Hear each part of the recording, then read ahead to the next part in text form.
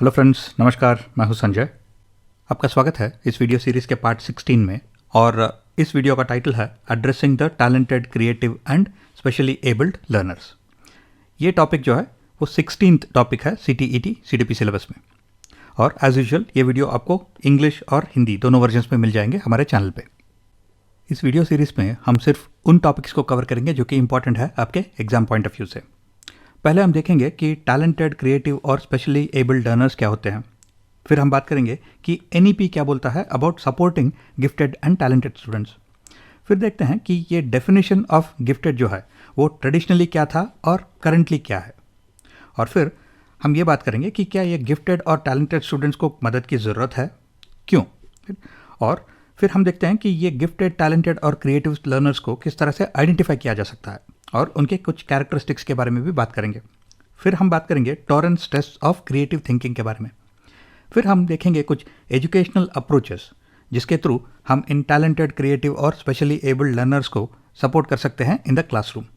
फिर एंड में हम कुछ सैम्पल क्वेश्चन सॉल्व करेंगे फ्रॉम प्रीवियस क्वेश्चन पेपर्स। तो चलिए शुरू करते हैं। जब हम एक टिपिकल क्लासरूम को देखते हैं तो कुछ बच्चे जो है वो एकेडमिकली गिफ्टेड होते हैं, यानी कि इनका एकेडमिक परफॉर्मेंस जो है वो अबव एवरेज है। और कुछ बच्चे जो है वो इंटेलेक्चुअली गिफ्टेड होते हैं।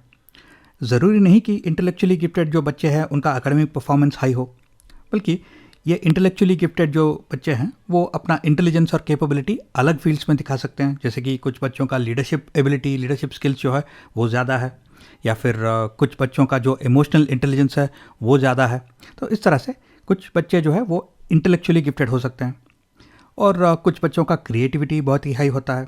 और क्रिएटिविटी का मतलब सिर्फ आर्ट्स या फिर ड्राइंग, पेंटिंग ऐसे फील्ड्स में नहीं, बल्कि क्रिएटिविटी कोई भी फील्ड में हो सकता है। जैसे कि कुछ बच्चे जो है वो कोई भी मैकेनिकल चीज़ को आसानी से खोल देते हैं और वो समझ जाते हैं कि वो किस तरह से काम करता है और उसे रिपेयर भी कर लेते हैं। तो हम ये कह सकते हैं कि ऐसे बच्चे जो है वो मैकेनिकली क्रिएटिव है। और कुछ बच्चों का टैलेंट होता है इन डिफरेंट फील्ड्स, स्पोर्ट्स हो सकता है या फिर म्यूज़िक हो सकता है। तो इस तरह से जब हम गिफ्टेड, टैलेंटेड, क्रिएटिव या फिर स्पेशली एबल्ड लर्नर्स की बात कर रहे हैं तो हम सिर्फ एकेडमिक्स की बात नहीं कर रहे हैं, बल्कि हम उन सारे एरियाज ऑफ ह्यूमन एक्टिविटीज़ की बात कर रहे हैं जहाँ पे हमें अबव एवरेज लर्नर्स देखने को मिलते हैं। और ट्रेडिशनली जब हम गिफ्टेड चिल्ड्रन की बात करते थे तो हम मैथमेटिकल गिफ्ट या फिर साइंटिफिक गिफ्टेडनेस की बात कर रहे थे। लेकिन अभी जो मॉडर्न थॉट है वो ये कहता है कि हमें गिफ्टेड, टैलेंटेड, क्रिएटिव और स्पेशली एबल्ड चिल्ड्रन जो है या लर्नर्स जो है वो किसी भी useful area of human activity में मिल जाएंगे। नेक्स्ट हम देखते हैं कि किस वजह से, किस रीज़न से ये जो टॉपिक है सपोर्ट फॉर गिफ्टेड स्टूडेंट्स और स्टूडेंट्स विद स्पेशल टैलेंट्स, तो किस वजह से इस टॉपिक को आपके सिलेबस में इंक्लूड किया गया है। इसके पीछे जो रीज़न है वो आपको NEP डॉक्यूमेंट में मिल जाएगा, यानी नेशनल एजुकेशन पॉलिसी में, जिसमें 4 पैराग्राफ्स है 4.43, 44, 45 और 46, जिसके अंदर जो भी हम इस वीडियो में बात करने वाले हैं इसका थियोरेटिकल एस्पेक्ट जो है वो इन 4 पैराग्राफ्स में कंप्लीटली आपको मिल जाएगा। जैसे कि 4.43 बात कर रहा है about innate talents in every student, यानी हर एक बच्चे के अंदर कुछ इन्नेट टैलेंट्स होते हैं जिनको हमें डिस्कवर करना है, नर्चर करना है और डेवलप करना है। और यहाँ पे सिर्फ एकेडमिक टैलेंट की बात नहीं हो रही है, बल्कि टैलेंट या फिर क्रिएटिविटी या फिर गिफ्टेडनेस इन एनी फील्ड की बात हो रही है। और ये पैराग्राफ ये भी कहता है कि NCERT और जो NCTE है वो भी कुछ गाइडलाइंस को डेवलप करेंगे जिसके थ्रू जो भी टीचर ट्रेनिंग प्रोग्राम्स है या फिर B.Ed प्रोग्राम्स है तो उनमें ये जो टॉपिक है support for gifted students with special talents, तो ये टॉपिक को इंक्लूड किया जाएगा। और 4.44 ये कहता है कि टीचर्स जो है वो स्टूडेंट्स को इनकरेज करेंगे to develop their interest and talents in any field. जैसे कि यहाँ पे प्रोजेक्ट बेस्ड क्लब्स की बात हो रही है, science circles, math circles, music, dance, drama, language. तो टैलेंट या फिर गिफ्ट जो है वो सिर्फ एकेडमिक्स में नहीं, कोई भी फील्ड में हो सकते हैं। यहाँ पे भी यही लिखा गया है। और नेक्स्ट जो पैराग्राफ है 4.45 वो कुछ कॉम्पिटिशन्स, ओलंपियाड्स की बात कर रहा है जिसके थ्रू हम ऐसे गिफ्टेड और टैलेंटेड स्टूडेंट्स को आइडेंटिफाई कर सकते हैं। और ये पैराग्राफ ये भी कहता है कि IITs और NITs जैसे जो फेमस इंस्टीट्यूशंस, प्रेस्टिजियस इंस्टीट्यूशंस है, उनको भी इनकरेज किया जाएगा कि ऐसे बच्चों को वो अपने प्रोग्राम में इंक्लूड करें। और 4.46 बात कर रहा है टेक्नोलॉजी के बारे में कि किस तरह से इंटरनेट कनेक्टेड स्मार्टफोन्स, टैबलेट्स को भी इस्तेमाल किया जा सकता है to support gifted students with special talents. तो इस तरह से जो भी हम इस वीडियो में बात करने वाले हैं, इसका जो थियोरेटिकल एस्पेक्ट है वो आपको NEP डॉक्यूमेंट में मिल जाएगा। नेक्स्ट हम देखते हैं कि जो ट्रेडिशनल डेफिनेशन है और जो करंट डेफिनेशन है of gifted and talented students या फिर लर्नर्स, तो इनके बीच में क्या डिफरेंस है। जो ट्रेडिशनल डेफिनेशन है वो बेस्ड है on performance in various standardized intelligence test. यानी कि अगर हम एक टिपिकल क्लासरूम में एक स्टैंडर्डाइज्ड इंटेलिजेंस टेस्ट देते हैं सारे बच्चों को, तो उनका जो इंटेलिजेंस कोशेंट है वो ऐसे एक नॉर्मल डिस्ट्रीब्यूशन में फिट किया जा सकता है। यानी कि बहुत सारे बच्चे, majority of the children in the classroom जो है वो एवरेज कैटेगरी में आ जाएंगे, और कुछ बच्चे जो है वो बिलो एवरेज कंसिडर किया जा सकते हैं, और कुछ बच्चे जो हैं वो अबव एवरेज कंसिडर किया जा सकते हैं। तो ये बच्चे जो अबव एवरेज कैटेगरी में आते हैं on the basis of their intelligence quotient, right, तो इन बच्चों को गिफ्टेड या फिर टैलेंटेड बुलाया जाता था। लेकिन अगर हम मॉडर्न डेफिनेशन ऑफ इंटेलिजेंस को देखते हैं और ऐसे मल्टीपल इंटेलिजेंसेस थियरी को कंसिडर करते हैं, तो हम देख सकते हैं कि इंटेलिजेंस जो है वो कई तरह के हो सकते हैं। म्यूजिकल इंटेलिजेंस हो सकता है, इंटरपर्सनल इंटेलिजेंस हो सकता है, नेचुरलिस्टिक इंटेलिजेंस हो सकता है। तो इस तरह से ऐसे कई तरह के अगर इंटेलिजेंस है तो इनको ऐसे स्टैंडर्डाइज टेस्ट में मेजर नहीं किया जा सकता। तो इसका मतलब है ये जो ट्रेडिशनल डेफिनेशन ऑफ गिफ्टेड और टैलेंटेड है ये इनकम्प्लीट है, आउटडेटेड है। तो इसका मतलब है ऐसे कोई भी फील्ड ऑफ इंटेलिजेंस में अगर हमें कोई भी ऐसे लर्नर्स या फिर चिल्ड्रन मिलते हैं जिनका परफॉर्मेंस अबव एवरेज है, तो हम ऐसे बच्चों को गिफ्टेड या फिर टैलेंटेड चिल्ड्रन बुला सकते हैं। अब यहाँ पे सवाल ये आता है कि क्या ये गिफ्टेड स्टूडेंट्स को कोई मदद की ज़रूरत है, क्योंकि अगर ये गिफ्टेड है, टैलेंटेड है और इनका इंटेलिजेंस जो है वो अबव एवरेज है, तो क्या ऐसा नहीं होता कि इनका परफॉर्मेंस स्कूल में भी बहुत अच्छा है। वेल, इन रियलिटी ऐसा नहीं होता, क्योंकि 2010 में एक रिसर्च स्टडी किया गया था जिसके बेसिस में एक आर्टिकल छपा था न्यूज़वीक मैगजीन में, जिसमें ये लिखा गया था कि जब ये क्रिएटिव या फिर गिफ्टेड स्टूडेंट्स को एक सपोर्टिव टीचर मिलता है तो ये स्कूल में एक्सेल करते हैं। लेकिन इन्हीं बच्चों को अगर एक प्रॉपर टीचर नहीं मिलता तो ये अक्सर स्कूल या कॉलेज में अंडर परफॉर्म करते हैं, और ये कई बार ड्रॉप आउट भी होते हैं स्कूल से या कॉलेज से on a higher rate than average students. यानी कि अगर एक एवरेज स्टूडेंट का जो परफॉर्मेंस है स्कूल या फिर कॉलेज में वो इस तरह से है, तो एक गिफ्टेड स्टूडेंट का जो परफॉर्मेंस है वो ऐसा अपवर्ड ट्रेंड में हो सकता है अगर उनको एक सपोर्टिव टीचर मिलता है तो, वरना इनका परफॉर्मेंस जो है वो इस तरह से डाउनवर्ड ट्रेंड ले सकता है। तो इसका मतलब है कि ये गिफ्टेड, टैलेंटेड और क्रिएटिव स्टूडेंट्स जो है उनको भी स्कूल और कॉलेज में मदद की ज़रूरत होती है। तो किस तरह का मदद चाहिए उनको? Well, to identify, nurture and develop their abilities, जैसे कि NEP डॉक्यूमेंट में लिखा है। यानी कि उनके गिफ्ट्स को और टैलेंट्स को आइडेंटिफाई करना है और उनको सपोर्ट करना है और उनको डेवलप भी करना है। और कई बार ऐसा भी हो सकता है कि ये गिफ्टेड या फिर टैलेंटेड स्टूडेंट्स जो है ये थोड़ा सोशली अनकंफर्टेबल होते हैं, लोगों से घुलने मिलने में उसको थोड़ा मुश्किल होता है। तो इसका मतलब है कि टीचर को उनके सोशल स्किल्स को भी बढ़ावा देना चाहिए, राइट। और कई बार ऐसा भी हो सकता है कि क्लास में, क्योंकि इन गिफ्टेड स्टूडेंट्स का परफॉर्मेंस थोड़ा अबव एवरेज है, तो बाकी जो बच्चे हैं उनमें थोड़ा जेलसी भी हो सकता है। तो इसका मतलब है कि टीचर को थोड़ा इमोशनल सपोर्ट भी देना होगा इन बच्चों को। और ये जो अबव एवरेज इंटेलिजेंस के जो बच्चे हैं वो क्लास में बहुत ही जल्दी सीख जाते हैं जो भी सिखाया जा रहा है, उसके बाद वो बोर हो जाते हैं। तो इसका मतलब है कि टीचर को सूटेबल एक्टिविटीज़ इन बच्चों को देना चाहिए ताकि वो क्लास में इंगेज्ड रहे और चैलेंज्ड रहे, ताकि उनका इंटरेस्ट इस सब्जेक्ट में बना रहे। और ये गिफ्ट्स और टैलेंट्स होने से ऐसा तो ज़रूरी नहीं है कि उनको ऑटोमेटिकली मालूम है कि आगे जाके उनको क्या करना है। तो इसका मतलब है टीचर को ऐसे गिफ्टेड और टैलेंटेड स्टूडेंट्स को गाइड भी करना है और काउंसिल भी करना है। तो इसका मतलब है कि ये गिफ्टेड, टैलेंटेड या फिर क्रिएटिव चिल्ड्रन जो है उनको भी टीचर की बहुत सारा मदद की ज़रूरत होती है। नेक्स्ट हम देखते हैं कि किस तरह से हम gifted, talented and creative learners को आइडेंटिफाई कर सकते हैं। ये टॉपिक इंपॉर्टेंट है क्योंकि एग्जाम में आपको ऐसे भी क्वेश्चंस दिए जा सकते हैं जिनमें 4 ऑप्शंस है और आपको आइडेंटिफाई करना है कि ऑप्शंस में से कौन सा ऑप्शन एक टेक्निक है for identifying gifts and talents. या फिर क्वेश्चन उल्टा भी हो सकता है और आपसे पूछा जाएगा कि इनमें से कौन सा ऑप्शन है जो गिफ्ट्स एंड टैलेंट्स आइडेंटिफाई करने के लिए यूज़ नहीं किया जाता। और यहाँ पे हम अलग अलग गिफ्ट्स, टैलेंट्स और क्रिएटिविटी की बात कर रहे हैं। तो इसका मतलब है कि एक स्टैंडर्ड टेक्निक या अप्रोच नहीं हो सकता सारे केसेस के लिए। तो हमें अलग अलग मेथड्स का इस्तेमाल करना पड़ेगा to identify different types of gifts, talents and creativity. तो पहला है टीचर्स ऑब्जर्वेशंस, क्योंकि टीचर्स बच्चों से इंटरेक्ट करते हैं in the classroom on A daily basis. तो इसका मतलब है टीचर्स ऑब्जर्वेशन जो है वो एक बहुत ही इंपॉर्टेंट सोर्स होते हैं गिफ्ट्स, टैलेंट्स और क्रिएटिविटी को आइडेंटिफाई करने के लिए। नेक्स्ट, अगर एक ट्रेंड साइकोलॉजिस्ट या फिर एक ट्रेंड प्रोफेशनल जो है वो इंटरव्यू करते हैं सारे स्टूडेंट्स को, तो वो भी कुछ गिफ्ट्स और टैलेंट्स को आइडेंटिफाई कर पाते हैं जो दूसरों को नज़र नहीं आ रहा। तो इसका मतलब है इंटरव्यूज़ विद स्टूडेंट्स भी बहुत ही इंपॉर्टेंट है। नेक्स्ट, पेरेंट्स, क्योंकि बच्चों से रोज़ इंटरेक्ट कर रहे हैं घर में, तो पेरेंट्स भी एक अच्छा सोर्स होते हैं बच्चों के गिफ्ट्स और टैलेंट्स के बारे में इंफॉर्मेशन लेने के लिए। तो इंफॉर्मेशन फ्रॉम पेरेंट्स। और पोर्टफोलियोज़ के बारे में हमने ऑलरेडी डिस्कस किया हुआ है। पोर्टफोलियोज़ एल्बम्स होते हैं या फिर फोल्डर्स होते हैं जिनमें बच्चों के काम का samples from through out the year उसमें मेंटेन किए जाते हैं। यानी कि अगर हम बच्चों का पोर्टफोलियो देखते हैं तो हम देख सकते हैं कि थ्रू आउट द ईयर बच्चों ने किस तरह का टैलेंट या फिर किस तरह का क्रिएटिविटी डिस्प्ले किया हुआ है। तो बच्चों का पोर्टफोलियो भी एक इम्पॉर्टेंट टूल होता है फॉर आइडेंटिफाइंग गिफ्ट्स, टैलेंट्स और क्रिएटिविटी। और आखिर में बात करेंगे स्टैंडर्डाइज टेस्टिंग के बारे में।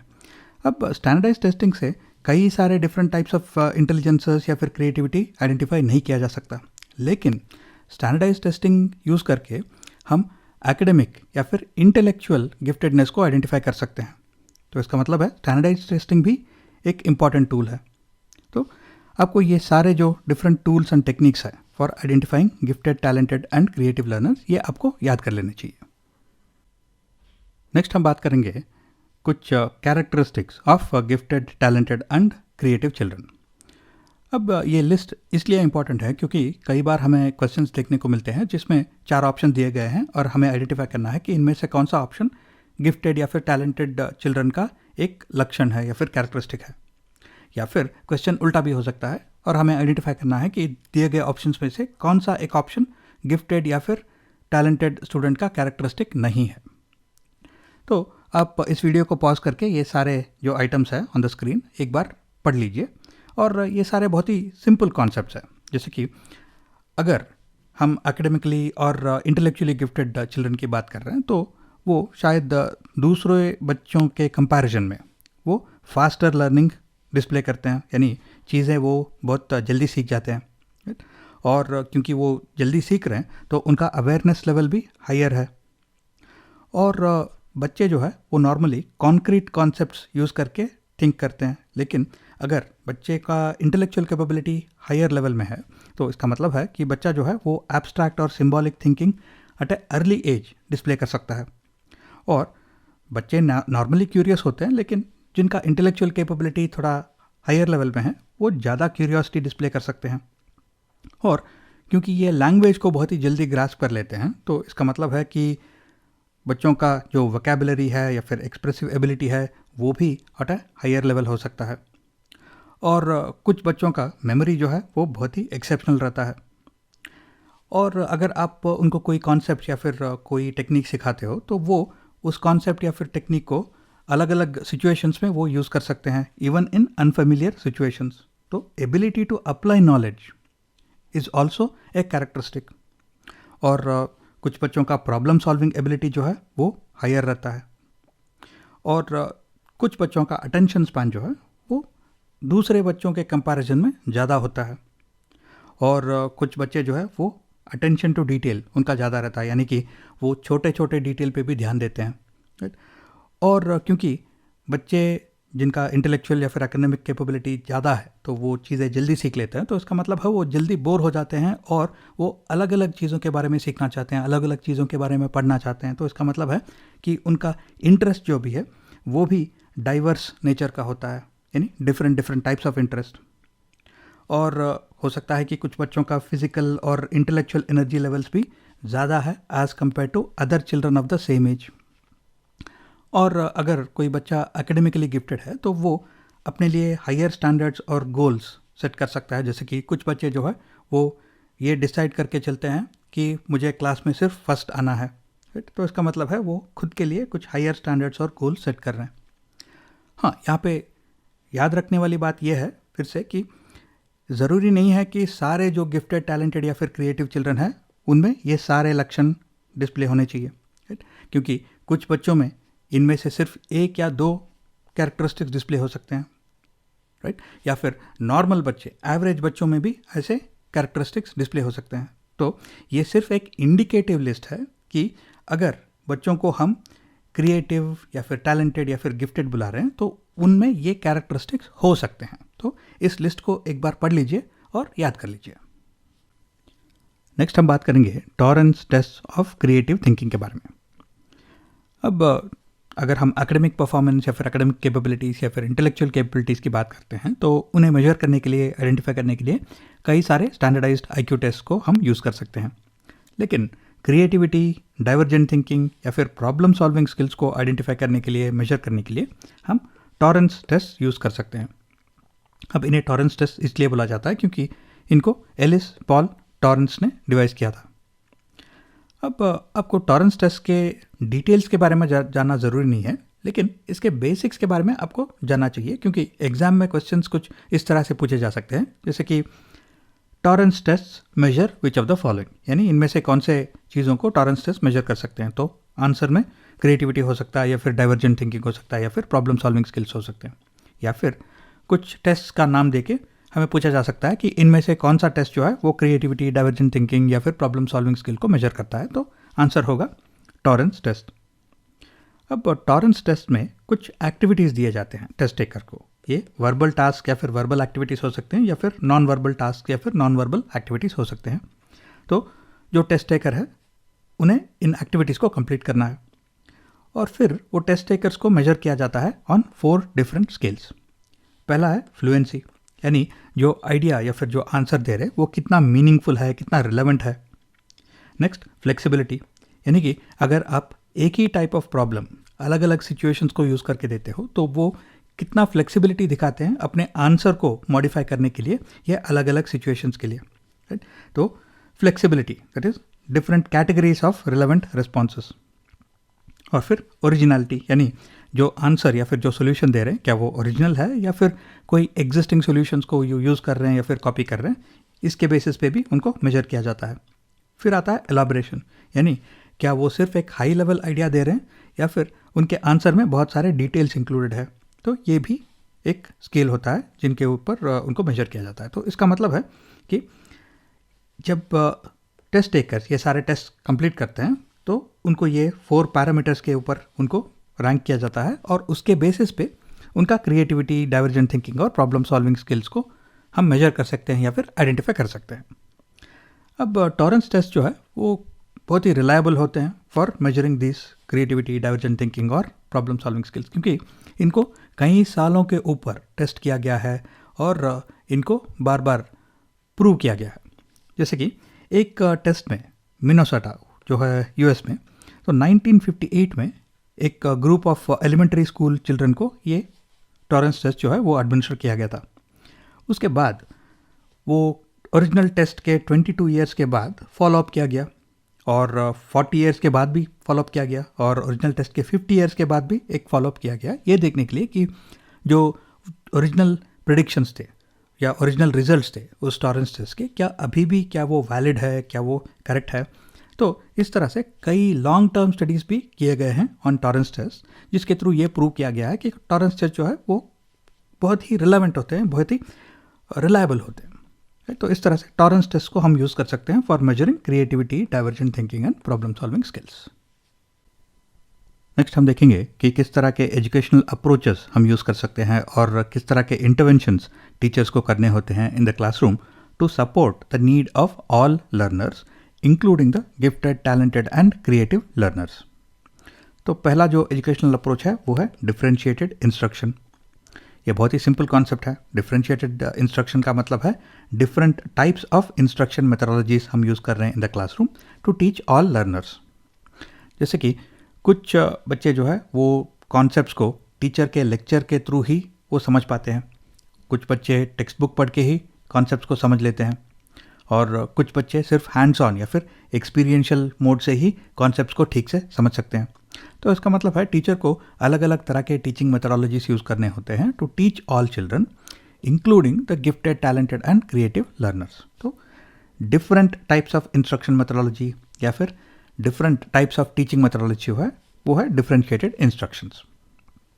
Next, self directed learning. Self directed learning यानी आप बच्चों को या फिर लर्नर्स को एक इंडिपेंडेंस दे रहे हो कि वो खुद अपने टारगेट्स को डिसाइड कर सके और खुद अपने पेस को डिसाइड कर सके। जैसे कि अगर आपका सिलेबस बोलता है कि इस महीने आपको 4 चैप्टर कंप्लीट करने हैं, तो अगर लर्नर्स को एक इंडिपेंडेंस आप दे रहे हो कि अगर आपसे होता है तो इन 4 चैप्टर्स को आप सिर्फ 15 दिन में आप कंप्लीट कर सकते हो, या फिर आपको अगर मुश्किल लग रहा है तो 45 डेज ले सकते हो। तो इसका मतलब है कि बच्चे खुद अपना पेस डिसाइड कर रहे हैं। और अगर बच्चे जल्दी ख़त्म कर लेते हैं उन चैप्टर्स को, तो आप उन्हें एडिशनल असाइनमेंट्स और एडिशनल प्रोजेक्ट्स दे सकते हो ताकि आप उनको एंगेज करके रख सको। और अगर बच्चे ज़्यादा टाइम ले रहे हैं तो आप थोड़ा और इजी मेथोडोलॉजी यूज़ करके आप कॉन्सेप्ट्स को उन्हें समझा रहे हो। तो इसका मतलब है कि you are giving learners the independence and the opportunity to select their own targets and decide their own speed. तो ये है सेल्फ डायरेक्टेड लर्निंग। नेक्स्ट हम बात करते हैं एक्सेलरेशन के बारे में। अब जैसे हमने सेल्फ डायरेक्टेड लर्निंग में बात किया था, अगर कुछ बच्चे जो 1 महीने का सिलेबस है वो 15 दिन में ही कंप्लीट कर लेते हैं, तो इसका मतलब है कि उनका जो लर्निंग स्पीड है वो हायर देन एवरेज है। तो ये गिफ्टेड या फिर टैलेंटेड चिल्ड्रन होते हैं।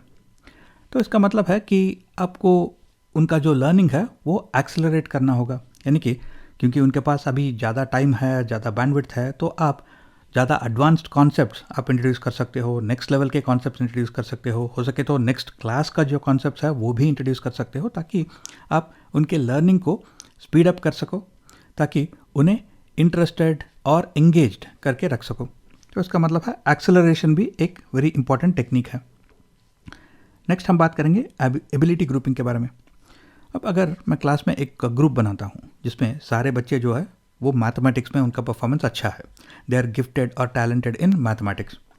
एक और ग्रुप बनाता हूँ जिसमें सारे जो बच्चे हैं वो गिफ्टेड या फिर टैलेंटेड इन साइंस है, और फिर एक और ग्रुप में जो लैंग्वेज में जो अच्छा परफॉर्मेंस दे रहे हैं उन ऐसे बच्चों को एक ग्रुप में डालता हूँ। तो इसका मतलब है ये सारे जो है वो होमोजीनियस ग्रुप हो जाते हैं। तो ऐसे ग्रुप्स बना के हम उन बच्चों को या तो उनका लर्निंग एक्सेलरेट कर सकते हैं, उनको सेल्फ डायरेक्टेड लर्निंग का अपॉर्चुनिटी दे सकते हैं, उनसे हायर लेवल ऑफ प्रोजेक्ट्स करवा सकते हैं। तो इस तरह से हम होमोजीनियस ग्रुप्स बना के बच्चों के लर्निंग को थोड़े एक्सेलरेट कर सकते हैं। और हेटेरोजीनियस ग्रुप्स भी बहुत ही इंपॉर्टेंट होते हैं, यानी कि ये मिक्स्ड ग्रुप्स होते हैं जिसमें हम अलग अलग तरह के एबिलिटीज़, अलग अलग तरह के जो कैपेबिलिटीज़ है उन बच्चों को एक मिक्स्ड ग्रुप में डाल रहे हैं एंड हेटेरोजीनियस ग्रुप बना रहे हैं। अब जब हम हेटेरोजीनियस ग्रुप बनाते हैं तो बच्चों को एक दूसरे से सीखने का, एक दूसरे से इंटरेक्ट करने का अपॉर्चुनिटी मिलता है। तो क्लासरूम में टीचर को होमोजीनियस ग्रुप्स और हेटेरोजीनियस ग्रुप्स दोनों ग्रुप्स को इस्तेमाल करना चाहिए for various teaching activities. Next, अगर हम ये गिफ्टेड और टैलेंटेड स्टूडेंट्स को एक मेंटर असाइन करते हैं तो उनको एक अपॉर्चुनिटी मिलता है उस मेंटर से 1:1 इंटरेक्ट करने का, ताकि उन लर्नर्स को एक बेटर सपोर्ट मिल सके, बेटर गाइडेंस मिल सके। अगर टीचर के क्लासरूम में एक 50 बच्चे हैं तो ऐसा तो नहीं हो सकता कि टीचर हर एक बच्चे को इंडिविजुअल अटेंशन दे सके। तो इसका मतलब है मेंटरशिप प्रोग्राम के थ्रू जब हम मेंटर्स असाइन करते हैं फॉर डिफरेंट स्टूडेंट्स, तो उन स्टूडेंट्स को एक बेहतर सपोर्ट मिलता है through the mentor. So mentor programs भी बहुत ही इंपॉर्टेंट होते हैं। नेक्स्ट हम बात करेंगे एनरिचमेंट के बारे में। एनरिचमेंट का मतलब है कि आप इम्प्रूव कर रहे हो किसी चीज़ को, आप एनरिच कर रहे हो। जैसे कि अगर सिलेबस में कुछ स्टैंडर्ड असाइनमेंट्स है, स्टैंडर्ड प्रोजेक्ट्स है, और आप कुछ गिफ्टेड और टैलेंटेड चिल्ड्रन को कुछ एडिशनल प्रोजेक्ट्स, एडिशनल असाइनमेंट दे रहे हो ताकि वो उस सब्जेक्ट को इन डेप्थ वो पढ़ पाए, तो इसे बोलते हैं एनरिचमेंट। और एनरिचमेंट के थ्रू हम बच्चों को एक अपॉर्चुनिटी दे सकते हैं कि वो उस सब्जेक्ट को बेहतर समझ पाए, उस कॉन्सेप्ट को बेहतर समझ पाए, और हम उन्हें एंगेज करके भी रखते हैं, नहीं तो वो बहुत ही जल्दी बोर हो जाते हैं। तो एनरिचमेंट भी एक बहुत ही इंपॉर्टेंट एजुकेशनल अप्रोच है। और finally curriculum design. Curriculum design एक फंडामेंटल रिक्वायरमेंट है जिसमें जो प्रीवियसली हमने जो भी डिस्कस किया हुआ ये सब करिकुलम डिज़ाइन में इंक्लूड हो जाते हैं। जैसे कि जब हम करिकुलम डिज़ाइन कर रहे हैं, जब हम टीचिंग प्लान डिज़ाइन कर रहे हैं, तो तभी हमें ये मान के चलना चाहिए कि हमारे क्लास में अलग अलग कैपेबिलिटीज़ के बच्चे होंगे, अलग अलग रिक्वायरमेंट्स होंगे उन लर्नर्स के। तो इसका मतलब है करिकुलम भी फ्लेक्सिबल रहना चाहिए to meet the needs of all types of learners, average learners, below average learners and the gifted and talented learners as well. तो करिकुलम डिज़ाइन भी एक बहुत ही इंपॉर्टेंट एजुकेशनल अप्रोच होता है। नेक्स्ट हम बात करेंगे इंटरवेंशंस के बारे में। अब कई बार ऐसा हो सकता है कि जो गिफ्टेड या फिर टैलेंटेड स्टूडेंट्स हैं वो सोशली उनका जो इंटेलिजेंस है वो शायद कम हो सकता है, यानी कि उनको दोस्त बनाने में मुश्किल हो सकता है या फिर वो दूसरे बच्चों के साथ आसानी से घुल मिल नहीं सकते। तो इसका मतलब है कि वो एक सेंस ऑफ लोनलीनेस या फिर आइसोलेशन महसूस कर सकते हैं, और अभी उनका इमोशनल मैच्योरिटी भी उतना है नहीं कि वो खुद इस सिचुएशन से डील कर पाए। तो ऐसे सिचुएशंस में टीचर को इंटरवीन करना होता है to help the children understand and deal with this sense of isolation और लोनलीनेस। नेक्स्ट देखते हैं सेल्फ क्रिटिसिज्म के बारे में। जो गिफ्टेड या फिर टैलेंटेड स्टूडेंट्स हैं वो कई बार खुद के लिए कुछ वेरी हाई टारगेट्स और वेरी हाई गोल सेट कर लेते हैं। जैसे कि कुछ बच्चे डिसाइड करके चलते हैं कि मुझे हर एक टेस्ट में, हर एक एग्ज़ाम में मुझे फ़र्स्ट आना है, और अगर वो फर्स्ट नहीं आते तो उनका सेल्फ कॉन्फिडेंस कम हो जाता है और वो खुद को क्रिटिसाइज़ करने लगते हैं। तो ऐसे सिचुएशंस में टीचर को इंटरवीन करना होता है to help children understand that कि हर एक बार फर्स्ट आना ज़रूरी नहीं है, और ऐसे सेल्फ क्रिटिसिज्म को किस तरह से वो एड्रेस कर सकते हैं। नेक्स्ट है एनकरेजिंग डाइवर्जेंट थिंकिंग। अब टिपिकली क्लास में जब एक सवाल पूछा जाता है या फिर एक असाइनमेंट दिया जाता है तो एक स्टैंडर्ड आंसर एक्सपेक्ट करते हैं टीचर्स, लेकिन उनको ये भी ध्यान में रखना चाहिए कि जो गिफ्टेड और टैलेंटेड स्टूडेंट्स हैं वो उसी प्रॉब्लम को शायद अलग एंगल से देख रहे हैं। उनका आंसर थोड़ा अलग हो सकता है, वो अलग अप्रोच ले सकते हैं इस सिचुएशन की तरफ। तो इसका मतलब है कि टीचर्स को ये डाइवर्जेंट थिंकिंग और डिफरेंट वेज ऑफ थिंकिंग जो है वो भी कॉन्शियसली एनकरेज करना होता है। नेक्स्ट है understanding moral and social issues. जो गिफ्टेड या फिर टैलेंटेड स्टूडेंट्स है, जो इंटेलेक्चुअली गिफ्टेड है, जो शायद दूसरे बच्चों के कंपैरिजन में ज़्यादा पढ़ रहे हैं, ज़्यादा न्यूज़ देख रहे हैं, तो उनके मन में कई सारे मॉरल और सोशल इश्यूज़ हो सकते हैं, क्योंकि वो ऐसे मॉरल और सोशल इश्यूज़ को अपने सराउंडिंग्स में, अपने फैमिली में, अपने स्कूल में देख रहे हैं। तो टीचर्स को थोड़ा टाइम अलॉट करना चाहिए ताकि वो बच्चों से बात कर सके और वो समझ सके कि बच्चों के मन में किस तरह के मॉरल इश्यूज़ और सोशल इश्यूज़ है, और उन्हें हेल्प कर सके कि ऐसे इश्यूज़ के साथ किस तरह से उनको डील करना है। और जैसे कि हमने प्रीवियसली भी बात किया था, ये जो गिफ्टेड या फिर टैलेंटेड स्टूडेंट्स हैं वो अपने आप के लिए बहुत ही हाई टारगेट्स और हाई गोल सेट कर लेते हैं, और कई बार ऐसा भी होता है कि दूसरे लोग भी उनसे बहुत ही हाई एक्सपेक्टेशंस रखते हैं। जैसे कि अगर एक बच्चा स्पोर्ट्स में बहुत ही अच्छा परफॉर्मेंस दे रहा है तो उस स्कूल के कोच का भी एक्सपेक्टेशन हाई रहता है, टीचर्स का भी एक्सपेक्टेशन रहता है कि वो बच्चा जो है वो हर कंपटीशन में फर्स्ट आएगा, या फिर दूसरे जो उसके क्लासमेट्स है, उसके पेरेंट्स है, तो सबका एक्सपेक्टेशंस जो है उस बच्चे की तरफ हाई हो सकते हैं कि वो बच्चा जो है वो स्पोर्ट्स में बहुत ही अच्छा परफॉर्मेंस देगा। अगर वो अच्छा परफॉर्मेंस नहीं दे पाता तो इस सिचुएशन में उसको सेल्फ डाउट होने लगता है, और उसको कुछ इमोशनल इश्यूज़ भी हो सकते हैं क्योंकि वो दूसरे के एक्सपेक्टेशंस को मीट नहीं कर पा रहा है। तो ऐसे सिचुएशन में भी टीचर्स को इंटरवीन करने होते हैं to help the children understand the situation and deal with this self doubt and emotional issues. तो इस तरह से टीचर्स को कई तरह के इंटरवेंशन टेक्निक्स यूज़ करने होते हैं to support all children including the gifted, talented and creative children in the classroom. Next हम कुछ सैम्पल क्वेश्चन सॉल्व करेंगे फ्रॉम प्रीवियस क्वेश्चन पेपर्स। पहला क्वेश्चन पूछ रहा है कि दिए गए स्टेटमेंट्स में से कौन सा स्टेटमेंट करेक्ट है अबाउट गिफ्टेड स्टूडेंट्स। पहला है gifted students can not be learning disabled. ये स्टेटमेंट गलत है क्योंकि स्टूडेंट्स को गिफ्ट्स या फिर टैलेंट्स जो है वो एक एरिया में हो सकते हैं और दूसरे एरिया में उनको शायद लर्निंग डिफ़िकल्टीज है। जैसे कि कुछ बच्चों को अगर मैथ्स में उनका टैलेंट है, गिफ्ट्स है, वो दूसरों से जल्दी प्रॉब्लम्स को समझ लेते हैं, सॉल्व कर पाते हैं, लेकिन शायद उनको लैंग्वेजेस में उनको लर्निंग डिफ़िकल्टीज हो सकते हैं। तो इसका मतलब है कि गिफ्टेड स्टूडेंट्स भी लर्निंग डिसेबल्ड हो सकते हैं। Next, gifted students can manage there studies without a teacher. ये स्टेटमेंट गलत है।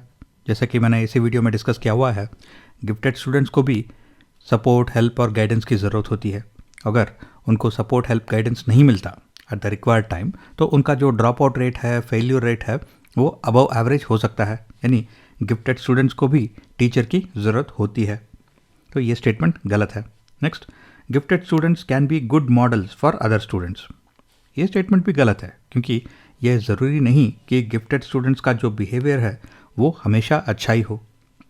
जैसे कि आपके क्लास में अगर एक बच्चा है जिसको मैथ्स में बहुत टैलेंट है और वो दूसरे बच्चों के कंपैरिजन में बहुत जल्दी प्रॉब्लम्स को सॉल्व कर लेता है, बहुत जल्दी कॉन्सेप्ट सीख लेता है, तो एक क्लास में अगर उसने बहुत जल्द प्रॉब्लम्स को सॉल्व कर लिया, असाइनमेंट्स को कंप्लीट कर लिए, तो अब वो बोर हो रहा है क्लास में, तो वो कुछ मिस्चीवियस एक्टिविटीज़ में वो पार्टिसिपेट कर सकता है, यानी कि दूसरे बच्चों को वो डिस्टर्ब कर रहा है।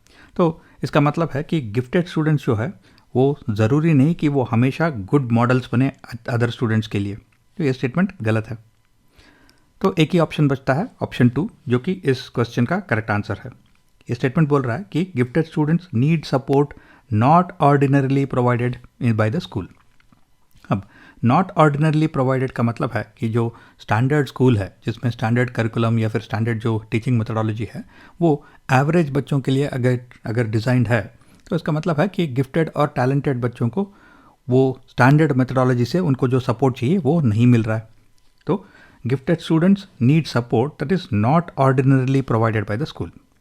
और इसी बात को मद्देनज़र रख के जो NEP है वो ये बोलता है कि गिफ्टेड, टैलेंटेड और क्रिएटिव स्टूडेंट्स के लिए कुछ अलग से टीचिंग मेथोडोलॉजी यूज़ करनी चाहिए, कुछ अलग इंटरवेंशंस होने चाहिए। तो स्टेटमेंट 2 जो है इस क्वेश्चन का करेक्ट आंसर है। इस क्वेश्चन में हमें पूछा गया है कि दिए गए ऑप्शंस में से कौन सा एक option is not considered as a sign of being gifted, यानी कौन सा एक ऑप्शन है जो गिफ्टेड, टैलेंटेड या फिर क्रिएटिव होने का साइन या फिर चिन्ह नहीं है। अब इसी वीडियो में हमने डिस्कस किया था कि कुछ कैरेक्टरिस्टिक्स होते हैं ऑफ टैलेंटेड, गिफ्टेड या फिर क्रिएटिव चिल्ड्रन, और उस लिस्ट में हमने देखा कि क्रिएटिव आइडियाज़ जो है वो डेफिनेटली एक साइन ऑफ बीइंग गिफ्टेड होते हैं। नेक्स्ट, नॉवेल्टी इन एक्सप्रेशन, यानी अलग अलग तरह से चीज़ों को एक्सप्रेस करना, अलग अलग एंगल से चीज़ों को देखना, वो भी एक साइन ऑफ बीइंग गिफ्टेड हो सकता है। और क्यूरियोसिटी भी एक साइन ऑफ बीइंग गिफ्टेड हो सकता है। लेकिन फाइटिंग विथ अदर्स जो है वो ना तो क्रिएटिविटी है ना तो कोई टैलेंट है। तो इसका मतलब है कि fighting with others is not considered as a sign of being gifted. Multiple pedagogical techniques, यानी अलग अलग तरह के teaching techniques, assorted learning material, यानी अलग अलग तरह के learning material, multiple assessment techniques and varying the complexity and nature of the content, यानी कंटेंट को भी अगर हम चेंज कर रहे हैं, उसके कॉम्प्लेक्सिटी को चेंज कर रहे हैं ताकि हम लर्नर्स के नीड्स को मीट कर सकें। तो ये जो स्टेटमेंट है ये किसको रेफ़र कर रहा है? तो इसी वीडियो में हमने डिस्कस किया था कि किस तरह से टीचर्स को अलग अलग तरह के एजुकेशनल अप्रोचेस को यूज़ करना होता है to meet the needs of gifted, talented और क्रिएटिव लर्नर्स। और उसी लिस्ट में हमने देखा था कि डिफरेंशिएटेड लर्निंग भी एक बहुत ही इंपॉर्टेंट एजुकेशनल अप्रोच होता है। और डिफरेंशिएटेड लर्निंग में हम अलग अलग तरह के टीचिंग टेक्निक्स या फिर अलग अलग तरह के पेडागोजिकल टेक्निक्स यूज़ करते हैं ताकि हम अलग अलग तरह के बच्चों को ठीक से कॉन्सेप्ट समझा पाए। क्योंकि हमारा बेसिक अंडरस्टैंडिंग ये रहना चाहिए कि क्लास में जो भी बच्चे हैं वो सब अलग अलग है, यानी कि every learner is different, every student is different. तो यहाँ पे जब हम multiple pedagogical techniques, assorted learning material and multiple assessment techniques की बात कर रहे हैं, तो यहाँ पे हम डिफरेंशिएटेड इंस्ट्रक्शन की बात कर रहे हैं, यानी हर एक बच्चे के नीड के अनुसार हम अलग अलग तरह के इंस्ट्रक्शन मेथोडोलॉजी या फिर टीचिंग मेथोडोलॉजी यूज़ कर रहे हैं। तो ऑप्शन 3 यहाँ पे करेक्ट आंसर है। Out of the box thinking is related to what, यानी out of the box thinking जो है वो इनमें से कौन से ऑप्शन से रिलेटेड है? पहले तो ये out of the box thinking क्या है? अगर एक क्लासरूम में अगर आप एक क्वेश्चन पूछते हो तो सारे जो बच्चे हैं उनके आंसर्स एक ही तरह के होते हैं या फिर सिमिलर होते हैं, यानी ये सब एक ही बॉक्स में है। लेकिन एक टैलेंटेड या फिर गिफ्टेड बच्चा ऐसा भी हो सकता है जिसका जो आंसर है वो सबसे अलग है, क्योंकि वो सेम प्रॉब्लम को अलग एंगल से देख रहा है, अलग नज़रिए से देख रहा है। तो इसका मतलब है कि इस बच्चे का जो आंसर है वो आउट ऑफ द बॉक्स है। और अगर हम एक असाइनमेंट देते हैं या फिर प्रॉब्लम देते हैं क्लास में, तो सब बच्चे जो है उनका आंसर एक ही तरह से रहता है, क्योंकि उनको बताया गया है, सिखाया गया है कि स्टैंडर्ड आंसर यही है, राइट। तो इन सब के जो थॉट्स हैं ये कन्वर्जेंट है। लेकिन एक बच्चा ऐसा भी हो सकता है जो इन सब से अलग सोच रहा है, यानी उसका थॉट जो है वो डाइवर्ज हो रहा है, यानी कि इसे हम डाइवर्जेंट थिंकिंग बोलते हैं। तो डाइवर्जेंट थिंकिंग जो है उसे हम out of the box thinking भी बुला सकते हैं। तो यहाँ पे करेक्ट आंसर है option 3, divergent thinking. Which of the following is a characteristic of A gifted learner, यानी कि जो 4 ऑप्शन यहाँ पे दिए गए हैं इनमें से कौन सा एक ऑप्शन जो है वो एक characteristic of A gifted learner के बारे में बात कर रहा है। वो पहला स्टेटमेंट है, he can feel under stimulated and bored if the class activities are not challenging enough. ये स्टेटमेंट करेक्ट है। जैसे कि हमने प्रीवियसली डिस्कस किया था, अगर एक गिफ्टेड या फिर टैलेंटेड लर्नर है जो दूसरे बच्चों के कंपैरिजन में एक चैप्टर को बहुत ही जल्द कंप्लीट कर लेता है, बहुत ही जल्द वो असाइनमेंट्स या फिर प्रॉब्लम्स को कंप्लीट कर लेता है, तो उसके बाद वो क्लास में बैठ के बोर होने लगता है। तो हमने ये भी डिस्कस किया था कि किस तरह से टीचर्स को अलग अलग तरह के एजुकेशनल अप्रोचेस यूज़ करने होते हैं, जैसे कि self directed learning, differentiated instruction, या फिर एबिलिटी ग्रुपिंग, या फिर enrichment, to make sure that ये जो गिफ्टेड या फिर टैलेंटेड लर्नर्स है उनको क्लास में इंगेज करके रखे, उनको उनका इंटरेस्ट जो है वो बनाए रखे क्लास में। तो इसका मतलब है कि गिफ्टेड चिल्ड्रन अगर क्लास में वो देखते हैं कि जो क्लास एक्टिविटीज़ है, जो करिकुलम है वो चैलेंजिंग नहीं है, तो वो जल्दी उसको कंप्लीट कर लेते हैं, उसके बाद वो बोर होने लगते हैं। तो ये स्टेटमेंट करेक्ट है। Next statement, he is highly temperamental. ये ज़रूरी नहीं कि सारे जो गिफ्टेड या फिर टैलेंटेड लर्नर्स है वो टेम्परमेंटल या फिर इमोशनल हो, तो ये स्टेटमेंट गलत है। नेक्स्ट, ही एंगेजेस इन ritualistic behaviour like hand flapping और रॉकिंग एक्सेट्रा। तो यहाँ पे ऑटिज्म स्पेक्ट्रम डिसऑर्डर ASD के बारे में बात हो रही है, ये गिफ्टेड लर्नर्स का एक डेफिनेट कैरेक्टरिस्टिक नहीं है, तो ये स्टेटमेंट गलत है। Next, he gets aggressive and frustrated. ये ज़रूरी नहीं कि सारे जो गिफ्टेड या फिर टैलेंटेड लर्नर्स है वो अग्रेसिव हो या फिर फ्रस्ट्रेटेड हो हमेशा, तो ये भी स्टेटमेंट गलत है। तो दिए गए ऑप्शंस में से स्टेटमेंट 1 जो है वो करेक्ट एंड बेस्ट आंसर है। और इसी के साथ हम इस टॉपिक को कंक्लूड करते हैं। अगर आपके क्वेश्चंस या फिर फीडबैक है तो नीचे कमेंट सेक्शन में डाल दीजिए, और मैं आपसे फिर से मिलता हूँ बहुत ही जल्द इस वीडियो सीरीज़ के अगले वीडियो में। Till then, take care, stay safe.